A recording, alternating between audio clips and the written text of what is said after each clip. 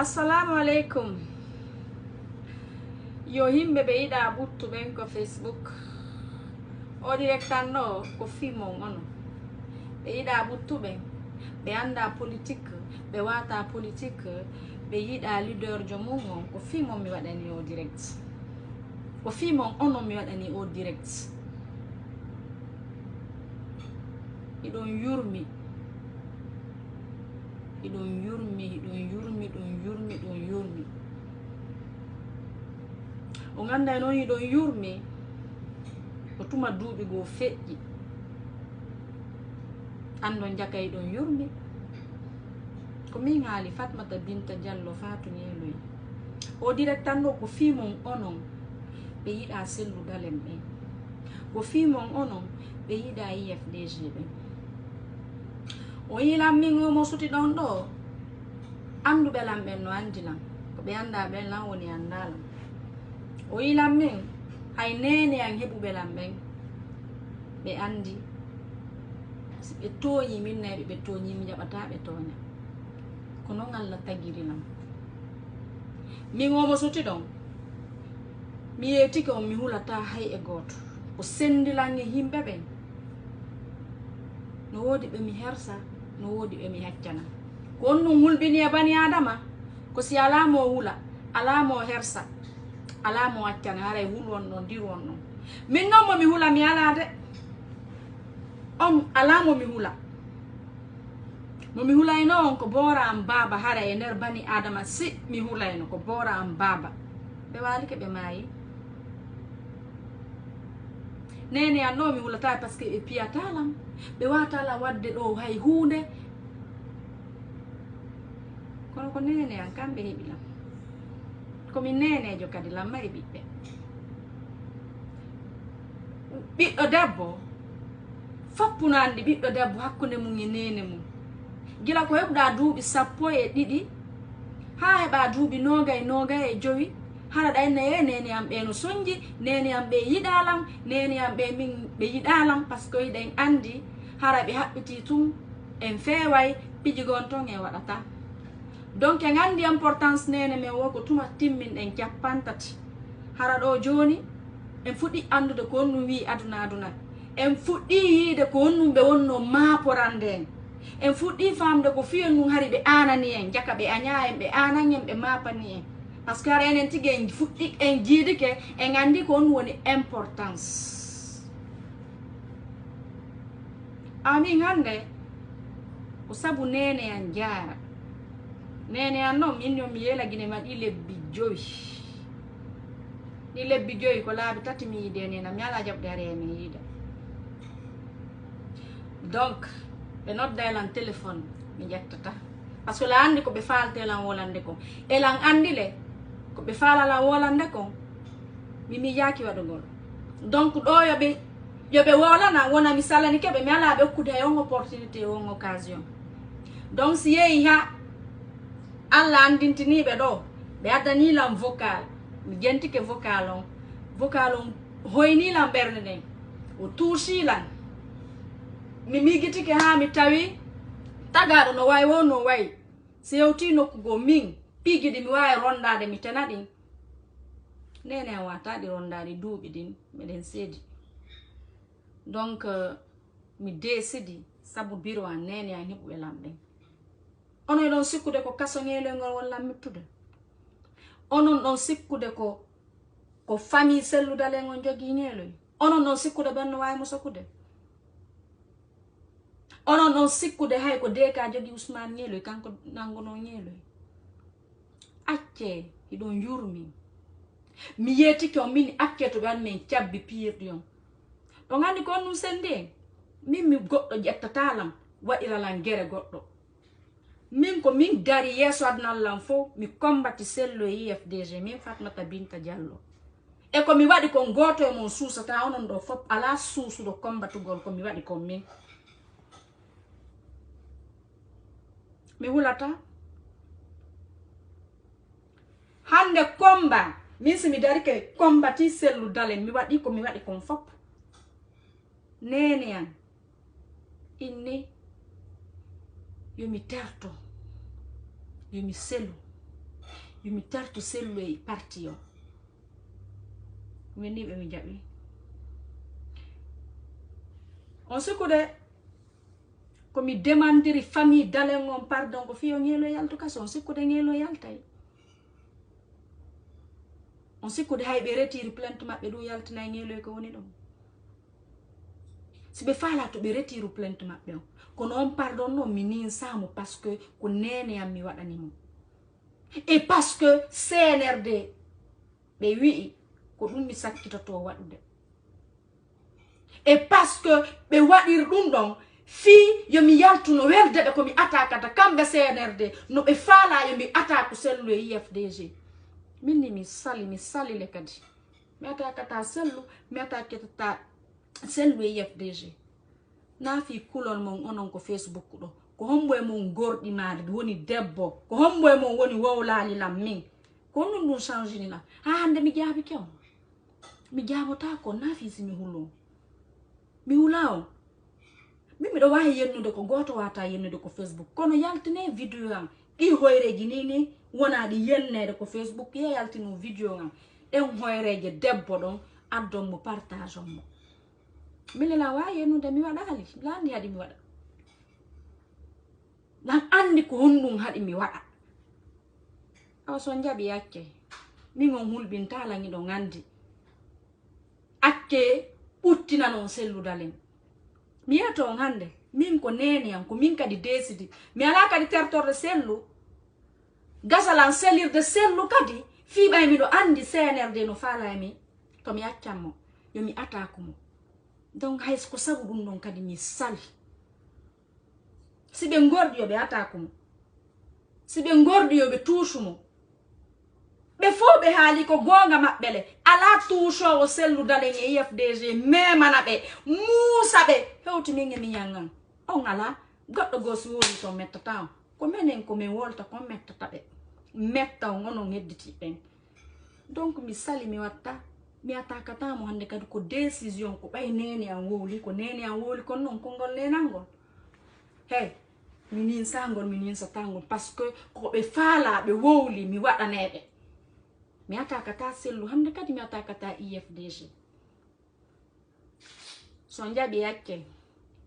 jokkon hilno don dabbere mo laamu terto don la so njabi onon wonbe arde seedaabe mo acce nafo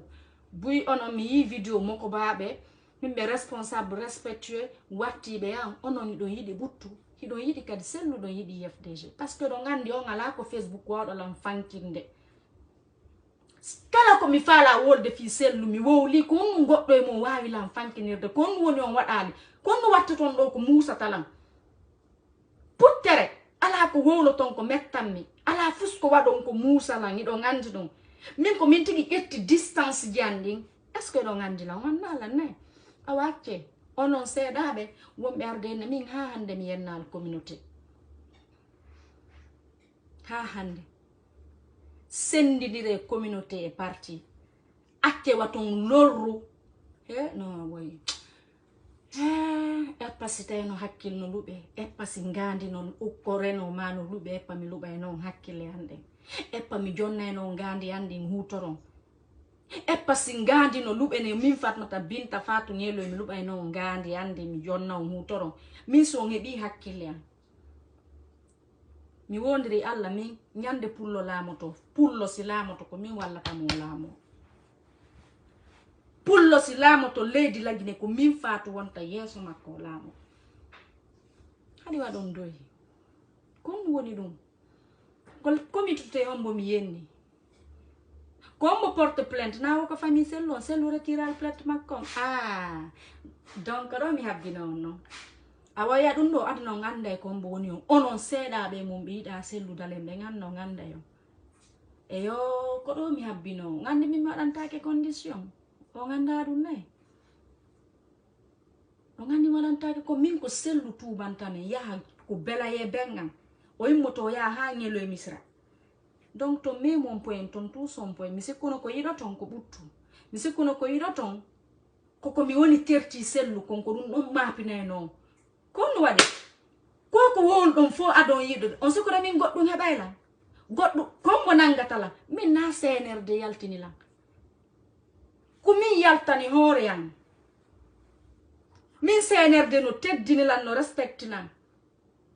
e CNRD mi yeto on do hande condition me be wadi on si Ousmane accepte no motu min mi accepte yon o yalta ko no mena me waranta ke condition ko dum non do don faamude mimi no jangi alqur'ano mi do andi ko mi hulata bani adama mi hersa yimbe be mi accana be acce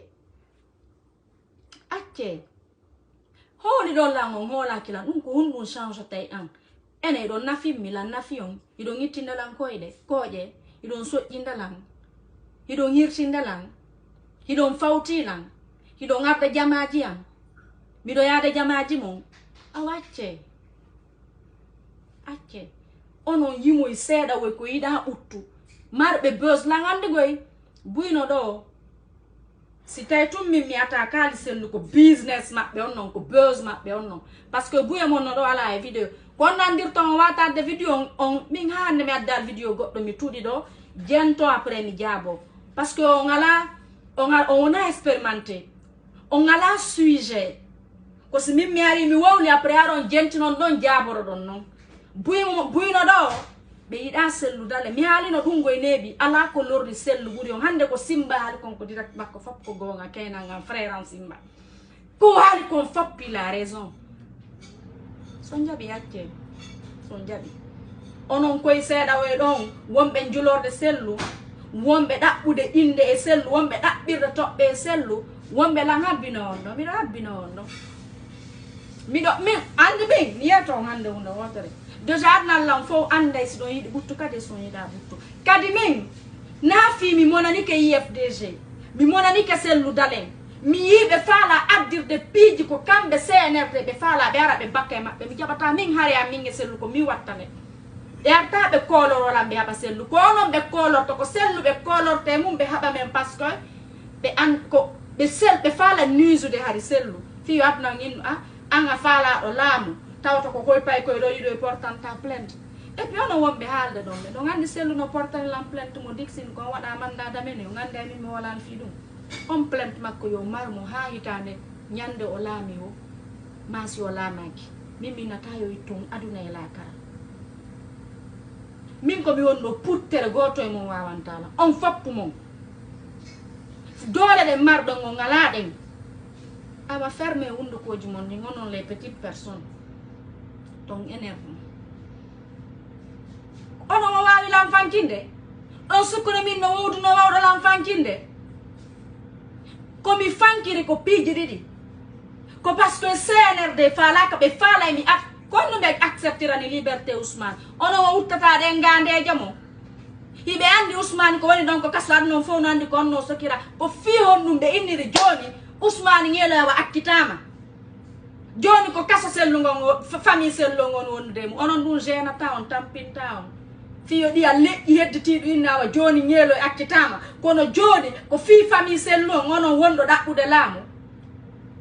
onon ɗum Moussa town amin ko kim bonki maɓɓe on manipulation maɓɓe ko on mi sali le kadi on Ousmane ñeelo ko woni ɗon hande min condition ji ɗon handi appel ji ɗi mi woni heɓude ɗi ɗon handi joni wo koye mi fanku si mi fanki fi Allah to mi wolu fi CNRD e programme e ɓe akkita Ousmane ñeelo ɗon handi ɗum min mi fankata son fala mi fankay ɗo yontere yiyon hara mi wolal fi CNRD on dara si ɓe akkitata Ousmane ñeelo ko cour d'appel parce que be mapike be ani mi fala ka nen inde do yo parce que kambe jogimo e Allah ono yido yurmi yo e pas como yidi goddo no hulbini e paselu dalen no mari jang e paselu dalen don lorri mo non koy yimo e jokku koy mo e pay on yida o e pa on yida o e pay Allah yilti ngon e baaw makko e pay Allah tawata ko yimbe nafobe gayna be yida taw Allah onon koy yimo e to so koy big soul Minari John directement goddo danan no lien on j'ai regardé bon ahali c'est bon mais bon ahali a rectifié donc c'est même pas la peine de parler parce que nous avons visibilité comme vous la visibilité que Facebook là bon, pas non rectifier, c'est bon. Visibilité, coupage. Mais je suis fière d'avoir participé à cette direct.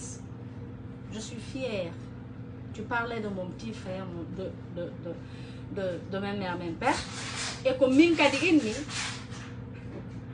l'entori mokala, je demande aux familles un pardon. Donc ça va dire un pardon, mi a dit pardon. Minati mi participer en vidéo, moi je suis très fière. Animi mi wata fait comme une santa. Parce que kala comme une santa mi andi si va di minisa mi wata. Kala comme mi wa itayi dun oninsi na la mi wadata. Awa son jabi ono wombe nu de ben. Lang ando no ben habbi ono. I don't go no mi habbi on. E yo yenni communauté yo aro demanda la gisel lu pardon ko selu yata ko amen nyelo misra o demande o ya o juro fure baba mo selu nandi ko gere amen den no nago dungo on change si imbe habi ndaron ko fuddi don ko onnu waddi be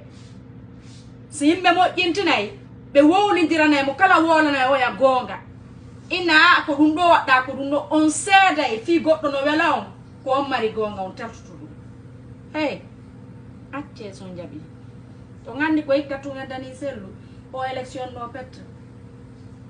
donc dom doit tellement compte on doit no concentrer gol e ko honno récupère ton ko honno réorganise to don e ko honno gerdir ton fi ko wadi kon 2010 on hebali lamu 10 on hebali 15 on hebali 20 harangu hôpital on hitande de organisate ko dum don doit no don ma poragol terto rolla parce que mi ala da pude lamu mi fala ka lamu son tukki kala ko perdi go kadi on tukki kala 2020 on tukki kala dum konto na biyo rien absolument mi ala da pude lamu ko mi dowto da bolan mais ngebi alhamdulillah mais ngebal puttere parce que nami on da pude lamu awa acce udite hakkille mon den on yi ko mi wonno RP non ko mi wonno lagine investiture Alpha Condé ay mi invita ka metti lan tay lan ko nder parti lan ko parti mais mi yaltro min si hunde musi lan mi wowlay e kadi mi yato hunde wotere min Fatmata Binta Diallo mi da tonya goddo toñata goddo mi anda dum kono baytu mo wi onon ngandi mom na on fo mais wobbe mom ngandi mon dimbo ko le teppe mon woni awa onon non uttirane sellu dalen sellu na bobo na o payku sellu no andilan no andi nene an no andi fami yango no andi suudu amendu mo andi men hari way o mija hayo anda onon buye mon no woldero ha hande o yal sellu ko don mi abbino adnan fo wanna o ida buttu kono wawdon ono na on fo de acce hakke parce que si mi généralise yare mi mojinali wana on fo e mon ono yimbe responsable babe on yalti wadi video ji monni e mi sikuna annan fo anni mi yetike on taga mo hulata si on wi on wuli hay lagine ko men fuddi be fuddi ton négociation ji di ye ha yaltu don yindo ni yudo lanno ko onnu waddon ngaldu don min ko mi juldo mi jodi mi migiti buy min ni piji gon ton accira e piji go kono wawdon mi do kono wawdon sincèrement di on attata terto don sellu selemo acce wadirgol mo business mo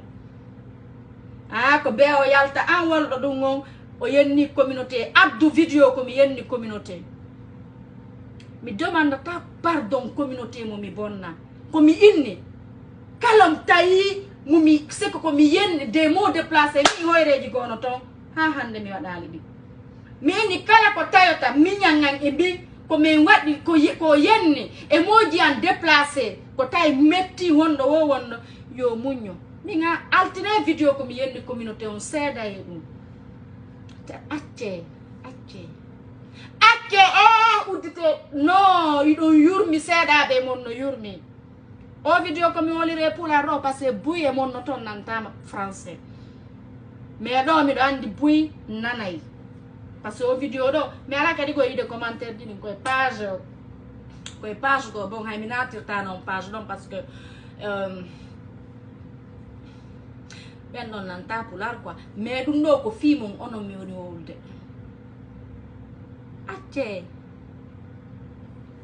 addugol essence wade yite acce ben retiri plainte mabbe be retira plainte mabbe ñeeloy ko woni don ko ñande CNRD o miji accitugol be ko den inde bonde to yejjituna onon tum woni lagine to yejjituna aduna on na guinéen tu won men darude to yejjitu hande je suis suivi dans le monde ivoirien ghanéen gambien adnan fo no darde men si affaire leƴƴi no lendi ngasa ko enen ngandi Sénégal be andata dum les autres sénégalais ivoirien béninois burkinabé ko dum wadi si mi yalti mi wolani aduna yobe andu mi explique mi détailler français yobe andu awa ñeelo no ko kaso aduna fo yi pression woli ñeelo e obtenir liberté provisoire mais ko jaggi mo ka kaso ko plainte famille dalengo mi andi ko fenane ko be wadi dum parce que be inni mi yalti do mi inni mi attaquata sellu e CNRD metti be ko be wowlay no goddo noddilal mi nani ko be woni wolde kon kono onon ko dum lorrio on ganda fusso ngata fus parce que so ngebi do information on ara détail on aronde gentino maron explique kon ha kambe wolube don be jonnuma information on be anda ko hombo e mabbe a jonni la information on doit wonde prudent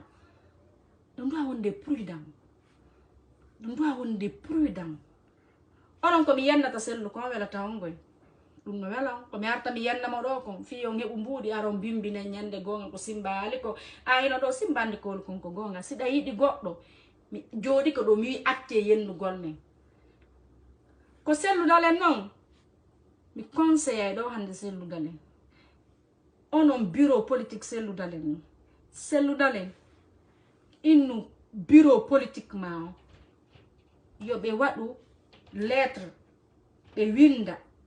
be inna kala yennudo Facebook yenni to goddo yennir indema e inde parti ma on c'est très important du wallete mojjano do yennu do on ande o yennu fibay mo faala ndare do yennu fibay mo faala hebde goddo yennata ha nyande go jodo na banni mi yenni ko ya yennu a nyande go en e jakandari o video do ko dum mi wolir mo go e pular mi weltani ke yaltube inni ben fo pardon woli mi weltani ke on pardon a mimmi nin sata mo nyande jango parce que sabu bo non nene an jara do ngandi gere am mingi sellu den ko sabu bora mbaba awa si tay woni nene an hebube lambe be wi mi tertu sellu IFDG be addi vocal mi jentike mi yibe wulli tuusilam e joni be sellay be nawna to he yo ngelo woni ko kaso adna o lanna o wadi awa big soon ngelo na 4 mois wadi ngelo wadi no yaade 7 mois ni ko septembre nanga himo yaade 7e mois makonni ko kaso 7 mois ani din 7 mois ji don konto ko nyamete dépenser piji konu ko ha honto me woni ni ngelo ko woni don nyande Allah ulando nyinno yaltaydo mo yaltaydo woni CNRD woni mo wana CNRD déjà haysis famille dalen on retiri plainte mabbe ndu yaltinal do nyelo min ko nyakko ko be fala be kolo de kon ko ngommi sali